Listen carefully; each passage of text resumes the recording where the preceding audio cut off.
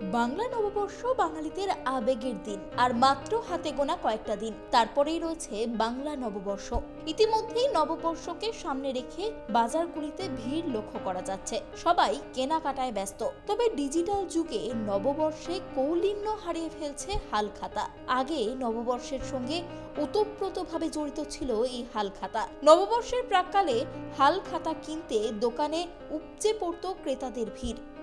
উৎসব মুখর দিনে হালখাতার চাহিদা থাকতো সব থেকে বেশি।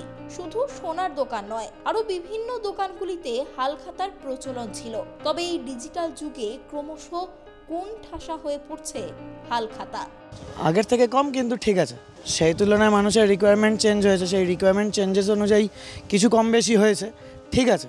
মানুষ মোবাইলে শিফট করে গেছে, যে হিসাবগুলো খাতায় হতো সেই হিসাবগুলো মোবাইলে শিফট হয়ে গেছে। সে তো আমাদের ক্যালেন্ডারও আস্তে আস্তে উঠে যাচ্ছে, ঘড়ি পড়া মানুষ কমিয়ে দিয়েছে, কিন্তু ঠিক আছে। শহর কলকাতার বিভিন্ন হালখাতার দোকান রয়েছে, যেগুলি একসময় নববর্ষের প্রাক্কালে মানুষের ভিড়ে উপচে পড়তো হালখাতা কেনবার জন্য। তবে নববর্ষের হাতে গোনা কয়েকদিন বাকি থাকলেও হালখাতার দোকানগুলিতে এখন একেবারেই বিক্রি নেই। আগের বারের মতো তো আর সেই অতটা ভিড় নেই, এই ফাঁকা টুকটাক আসছে কাস্টমার, এরকম। এই তো দেখতেই তো পাচ্ছেন, ফাঁকা এই টুকটাক আসছে কাস্টমার। হতে পারে কম্পিউটারে সব সেভ করে নিচ্ছে, এটাও হতে পারে। তো যারা খাতা নেওয়ার তারা ঠিক নেবে। এই বিষয়ে ব্যবসায়ীরা জানাচ্ছেন, একেবারেই বিক্রি হচ্ছে না। ক্রেতারা প্রায় আসছেন না বললেই চলে। আগের চিত্র কিন্তু সম্পূর্ণ আলাদা ছিল। আগে যে পরিমাণ বিক্রি হতো, এখন একেবারেই সেই রকম বিক্রি হচ্ছে না। দাম কমলেও ক্রেতারা দোকানে আসছেন না, এমনটাই জানাচ্ছেন দোকানদাররা। হচ্ছে তেমন ভালো না, এখন সেল নেই বেশি আগের মতো। হ্যাঁ, এখন বেশি সেল নেই। তবে অনেক দোকানেই এখনো ব্যবসায়ীরা নিয়ম মেনে নববর্ষে গণেশ পুজোর সাথে খাতা পুজো করে থাকেন।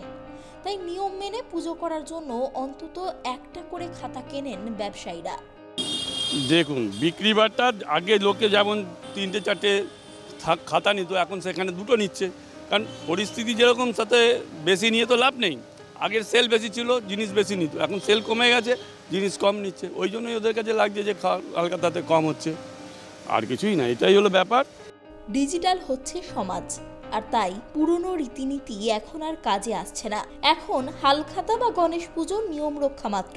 জমা খরচের হিসেব সবটাই এখন মোবাইলের মাধ্যমে সরাসরি ব্যাংকের খাতায়। তাই ই ওয়ালেটের ধাক্কায় ধার বাকির সেই লাল রঙের নববর্ষের হালখাতা আজ ব্রাত্য।